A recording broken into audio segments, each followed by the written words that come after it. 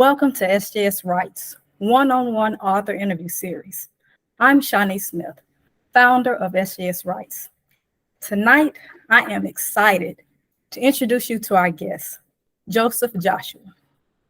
Joseph Joshua is an author, speaker, mentor, workshop facilitator, and so much more. His latest book is entitled The 12 Fundamental Laws of Wisdom, and his other books are entitled Wisdom, the World's Greatest Hidden Treasure, and The Spiritual and Prophetic Meaning of Numbers. He travels abroad, sharing priceless messages concerning a wide array of topics. He is a husband, father, and more importantly, a servant of the Most High. Welcome, Joseph, and thank you for joining us tonight. Thank you so much for the invitation. I'm excited to be here. I'm excited to be able to share and, looking forward to continuing to build our relationship and friendship and business partnership moving forward. Sounds good. Joseph, who or what inspired you to become a writer? This probably may not be the answer you're looking for, but I don't actually have someone that inspired me. When I put together the wisdom book, the first one, the 12 Fundamental Laws of Wisdom, I was literally just compiling that information for myself.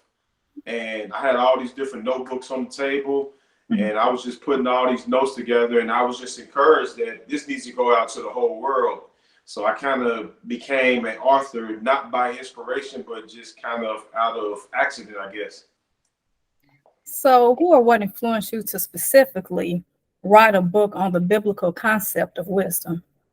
Well, of course, you have King Solomon as a major influence in the topic of wisdom, but going back to the first question, I didn't have anyone that was blazing the trail for me to give me a blueprint on how to write about wisdom. It just kind of came about that way. Me just putting the information out to the people and seeing how much they received it. And that was just in the first book, and I had the World's Greatest Hidden Treasure.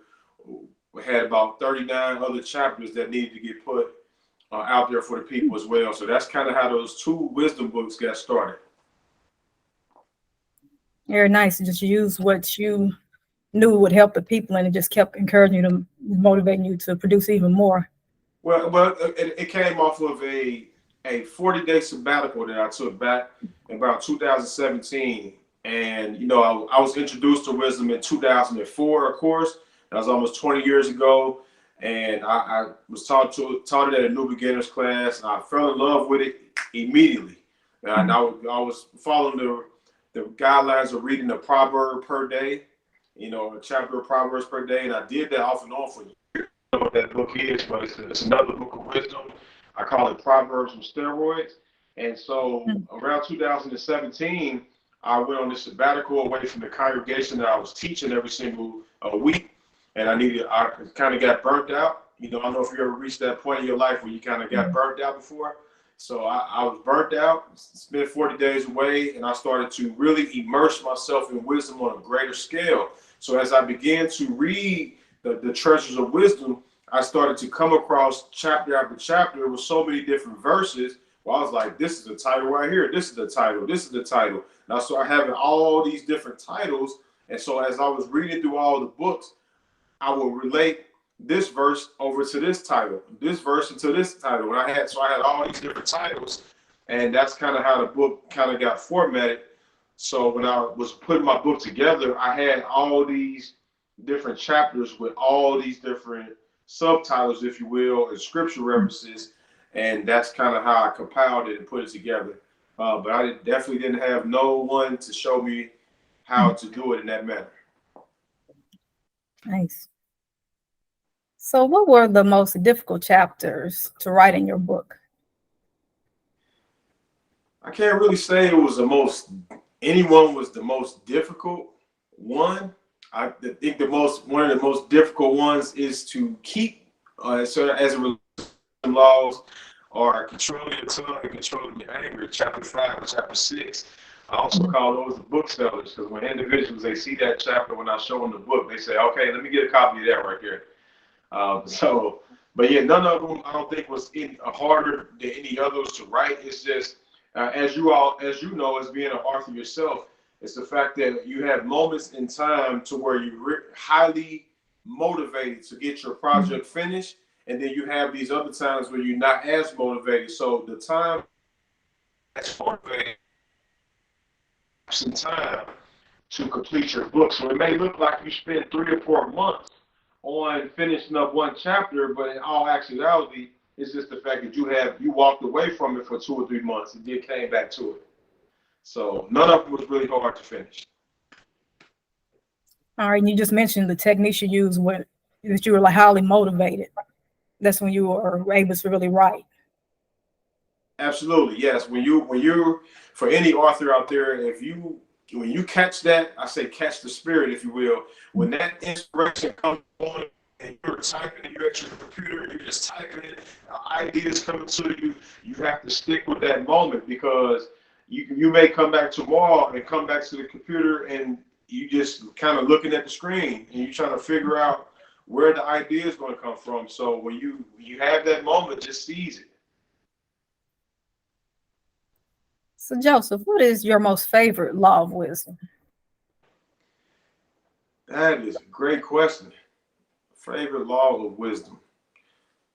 I want to go back to maybe number one, the fear of the Most High, because that is the root of wisdom. It's the root of the tree of wisdom. And without that fear or that reverence of our Creator, we cannot even begin to even embark upon the hidden treasures of wisdom. I know my favorite in your book is chapter 8. I have two favorites. Chapter 8 is one, be diligent concerning your work. Because that really speaks to me, especially on the times when you feel like you want to just give up and like, I don't feel like it. But in order to be successful, you have to be diligent and just continue seeking God's guidance. Yes, yes. And if you was the kind of if I eliminated chapter 1 and I was left with the other 11, number 8 is a good choice. Being diligent, because we have to have that tenacity in everything that we do on a consistent basis, whether it's business related, family, ministry, any other thing that we decide to put our hands to, we have to do it with all our might. And that's where we get the best results at, when we are doing it with all our might. So that's a beautiful one. I love the chapter 12, speaking over your situation daily. There are times to where you may not receive encouragement from no one else, and you have to be the one that speak it over yourself. And the scriptures say that a man shall eat well by the fruit of his mouth. So we can take that in two different ways, about a person speaking over himself, or a person using their mouth to command attention and sales and authority and things of that nature. We also know that life and death is in the power of the tongue, and they that love it shall eat the fruit thereof. So it's very important that we speak over ourselves daily, because we speak what they call blessings and curses out of the same mouth.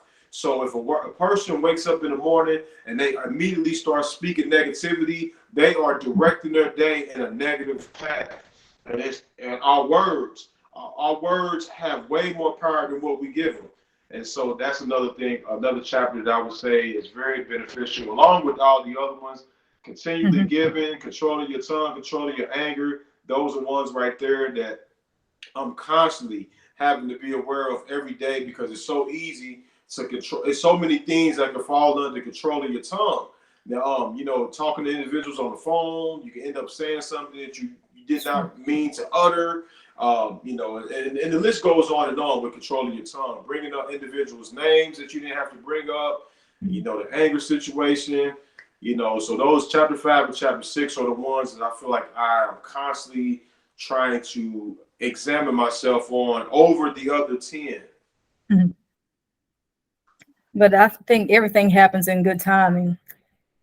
Just today, I listened to, I don't know if you've ever heard of Myron Golden. Yes, Myron.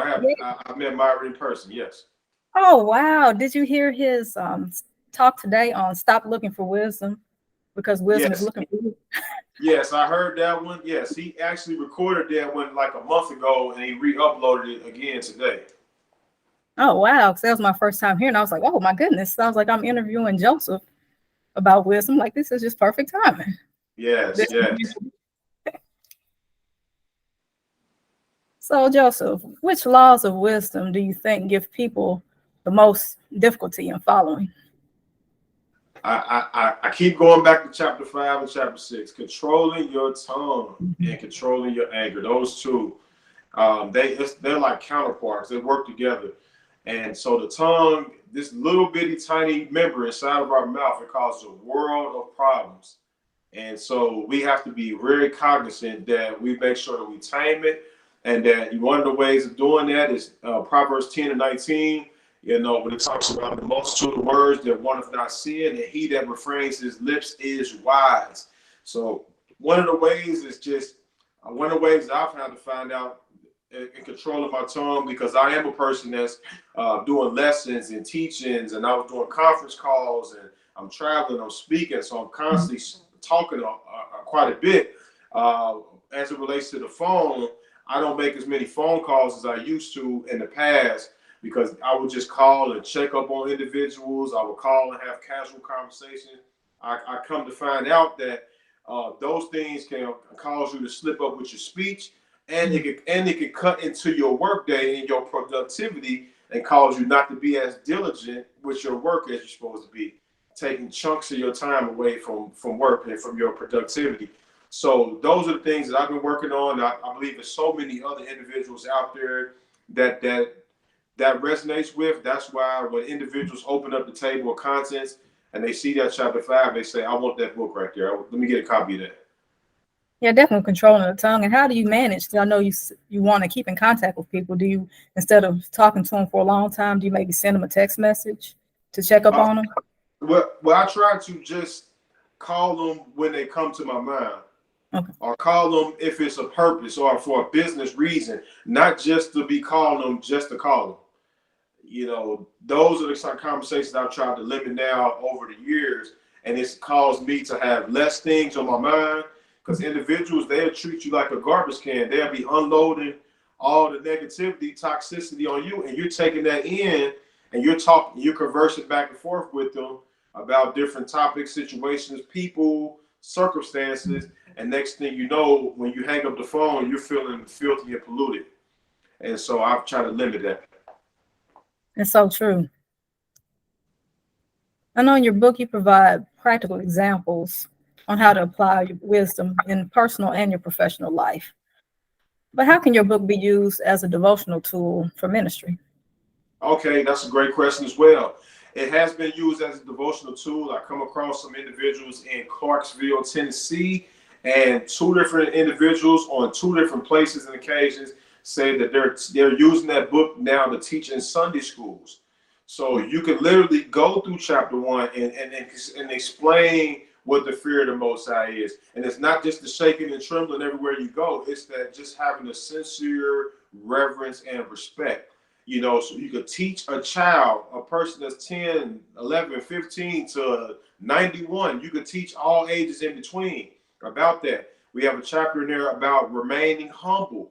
You'll be surprised at how many individuals need to be taught about pride, and how pride is a sin according to the laws of wisdom. And so these are things that need to be taught. There are basic fundamentals about that. So honoring the Most High first. You know, surrounding yourself with wise individuals. You know, so if you are a person like yourself, a person of wisdom, and you have years of experience on you, and I can connect myself unto you, I can gain years of experience from you that would have taken me years of bumping my head and making mistakes. So like, we have to not discredit surrounding ourselves with wise individuals. So every single chapter can be taught as a basic fundamental chapter on how to live a prosperous and successful life. And it's already being taught. Individuals are teaching it to their families, and they're teaching it in congregations. So that's a beautiful thing. It's fantastic. Joseph, I know you're a busy man. What current or upcoming projects and events would you like to share with the audience? Absolutely. So I do want to put this out there. I just finished my third book, and it's like you mentioned at the beginning, the spiritual and prophetic meaning of numbers. That's something that I have been in the process of pushing hard now. And when I show up at events now, people they're buying that book like hotcakes. This is the reason why, because so many individuals have had dreams and visions over the years, all these different biblical numbers, and they don't have no one to interpret it for them. So what they do, they go straight to Google and YouTube, and they type in angel numbers, and they get a definition of numbers that's not a biblical definition. And so someone's telling you that you're going to come into your season and your prosperity, everything is looking right for you, and that's not typically what the Bible is saying all the time. So that book is heavy. I just launched my audio book on YouTube. I could have put it on all the paid sites, if you will, but I made it available for individuals that could not normally afford it. So all they have to do is go to Joseph Joshua YouTube, and you can click the link to the 12 Fundamental Laws of Wisdom, and you can listen to it while you're driving. You can listen to it at home before you go into bed, and you will be getting fed the parables of wisdom on a consistent basis. So those are two things right there. I'll be speaking in North Carolina here in a few weeks, going out to an assembly out there, and I will be sharing wisdom and numbers with that group of people. And it's other things that's going to be continually going on. So for those that want to stay abreast, they can just subscribe to the channel, Joseph Joshua on YouTube, Joseph Joshua Facebook, Joseph the Servant on Instagram, and they can, track the progress on the different things that's to come. All right, Joseph, how can the audience purchase your books? Okay, well, absolutely. They can go to Amazon.com. I suggest if they could contact me, I don't have to be the person that sells every book through Amazon, because for those that's on Amazon, they know they take about 40%, 50% of what you make. So they can contact me personally at on YouTube, Joseph Joshua, or they can send me a message on Facebook, Joseph Joshua, or Instagram, and I will send them the PO box, and they can buy directly from me, and I can cut Amazon off of some of these profits. Sounds like a plan, Joseph. Thank you so much for joining us this evening and sharing your words of wisdom. And I'm sure that everyone will be enriched by listening to the audiobook and all your other books that you have to offer. Absolutely. Thank you so much for having me. This is long overdue, and it was a pleasure being able to meet you down at the Invest Fest, and just, the chemistry and us being able to speak and converse, and just so excited about you just promoting your brand and promoting your books and everything that you have. So I'm humbled, and I'm thankful to be able to share before your audience tonight. Thank you.